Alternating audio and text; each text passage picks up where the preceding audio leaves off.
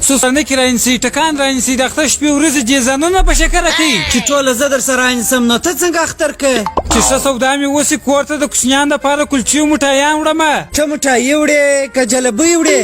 هر شی چې د کوچنیانو خوښ وي هغه وړمه راته ووایه ته چې څه غواړې یو دوې خونې د کرایې کور مې په کار دی ورسه رهنما والا ته ورسه رهنما والا ټکان هم خرڅوي خو تا ویل د کرایې کور غواړم هغه خو زه غواړم خو رهنما والا څه شي غواړي انګریزه دا د اختر شپې ورځې دي کور ته ټکان یوسه خوشحالي ولمانځه اعصاب مه راخرابوه چې زه ټکان یوسم نو رهنما والا څه شي په هغه زه پوهېږم چې څنګه یې پوه کړمه ته راته وایه سره کوم ټکان غواړې د راکټ یوسه لوړ پټاویږي خوشحالیانې خو موږ لاندې کوو نو دی لوړ ولې پټاویږي راکټ پرېږده دغه سرنکه یوسه دا په مځکه سره څرخي هغه خو مځکه خپله سره څرخي دا د جغرافیې درس بیا وروسته راته ووایه ته دا کوچني ټکان یوسه ټاک غټ غږ کوي دا غږ ټک کوي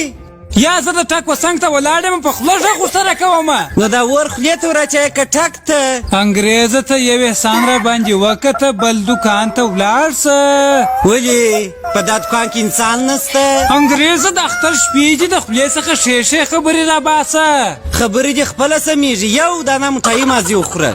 د اختر په شپو کې مټایي نه ځایېږي د مټایي خو ستا په خوله کې ځایېږي انګریزه سر دې را پټاو کړي ته ما یوازې پرېږده په اختر کې سر نه ټکان پټاویږي نو خو دغه دې ټکان یوسه نو چې ټکان زه یوسم ته څه شي خرڅه زه یې چی نه خرڅومه دا دکان زما نه دی زه ولاړلمه